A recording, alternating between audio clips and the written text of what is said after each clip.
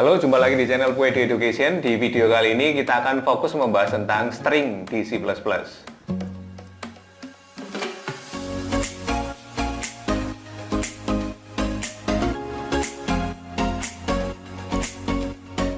Oke, di video kali ini kita akan fokus membahas tentang string. Apa itu string? Jadi string ini tipe data baru di C, makanya disebut C++ ya. Plus artinya ada tambahan fitur baru, salah satunya adalah string ini.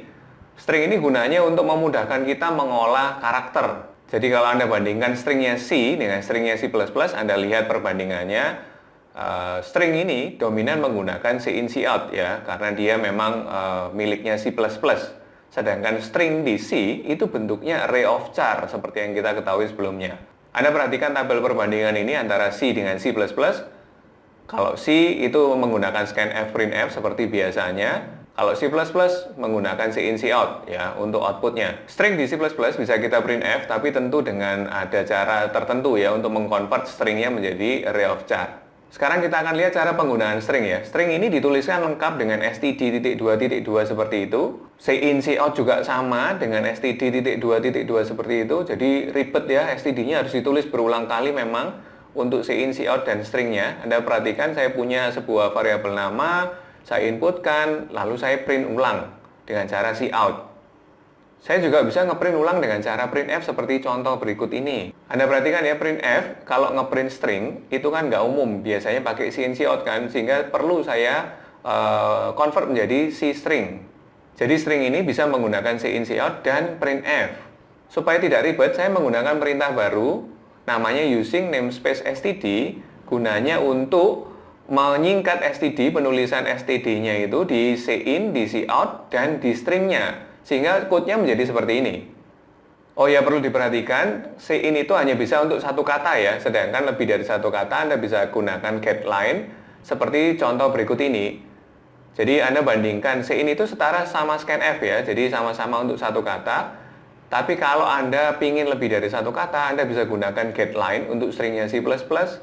Jadi scanf sama dengan C in, printf sama dengan C out, dan gets sama dengan getLine kalau di stringnya C. Sekarang kita lihat kembali apa bedanya. Jadi kalau stringnya C itu bentuknya array of char, sudah berbentuk array ya, sedangkan stringnya C++ itu tidak berbentuk array. Pertanyaannya adalah kapan saya menggunakan stringnya C, kapan menggunakan stringnya C++. Untuk basic programming ini, kalau butuhnya hanya string, Anda bebas memilih mau stringnya C atau stringnya C++. Kalau butuhnya hanya string ya. Kalau C, stringnya C, itu menggunakan scanf printf, sehingga lebih cepat performanya dibandingkan C in C out. Tetapi kalau Anda butuhnya array of string, kumpulan kata-kata ya, array of string, itu memang lebih enak jika menggunakan stringnya C++. Mengapa? Karena stringnya C itu bentuknya sudah array. Kalau saya butuhnya array of string, kan lebih susah. Jadi harus ada array di dalam array. Ya lebih sulit, meskipun bisa ya, tetap bisa tapi lebih sulit. Lebih mudah kalau kita menggunakan stringnya C++. Kalau kita butuh array of string, kita tinggal tambahkan kurung siku seperti contoh berikut ini. Dia sudah berbentuk array of string. Jadi kapan menggunakan stringnya C++? Ya kalau butuhnya array of string, disarankan lebih mudah menggunakan stringnya C++. Berikut contoh sederhana untuk mengonversi dari angka 1 sampai 10 ya dengan array. Kalau Anda perhatikan, saya punya array, isinya adalah 11 kotak.